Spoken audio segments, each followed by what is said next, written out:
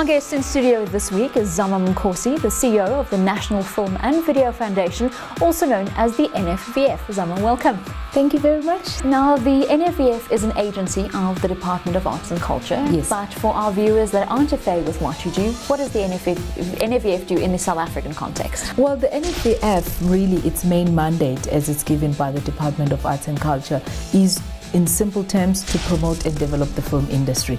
So we are that body that has that huge responsibility to make sure that our film industry is thriving and make sure that it is sustainable now as well as into the future. I think what really gets me up in the morning about the industry is really the creativity and the potential of how that creativity can actually impact our society. But also, even more importantly, I would like to see and make sure that this industry goes beyond than just being an entertainment value industry, but it is an industry that contributes into the social economic development of our people.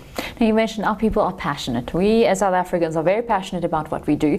But in the South African film and video and television industry, we do face a lot of challenges. Funding is one, skills and development is another one. What is the NFVF doing to address these challenges? NFVF is first of all is aware of those challenges, and the way that we are going about it is to make sure that we take them in bite-sized chunks. So the first thing that we did, when I joined, was to make sure that we've got the data that is necessary to unpack and analyze what exactly is this animal. So the research behind the industry. Research behind it was very critical, and so the research that we commissioned Deloitte to do, which is an economic baseline study of what is the status of the film industry and its contribution to the GDP of this country, was the best place to start. And from there, it has really allowed us to unlock a whole lot of those things that were challenges. But now we can engage with the private sector and tell them exactly what the industry means, how many jobs it's creating, what is its economic multiplier effect. That's the language that people with money would like to hear.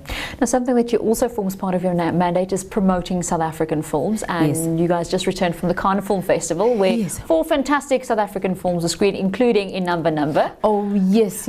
I mean, it is very important for us to make sure that the South African film industry is represented in the global platforms. When we do that, we make sure that there's greater markets, for our content. We make sure that a lot of people get to identify and see South Africa as a filmmaking partner. So we go out there to promote more films to come to South Africa, but also to take our content out as we do that. Well, we've got a film festival on your doorstep soon, the Durban International Film Festival. What can we expect this year? The Durban International Film Festival is really a highlight of our year, the calendar. I mean, we do other festivals all over the world, but we're very proud that we are a key partner in our very own International Film Festival, which is in its 35th year this year. And that really is a lot to celebrate. And this year, we are really going to be going in there with the main theme, of course, of celebrating 20 years of democracy. That is something that is going to be seen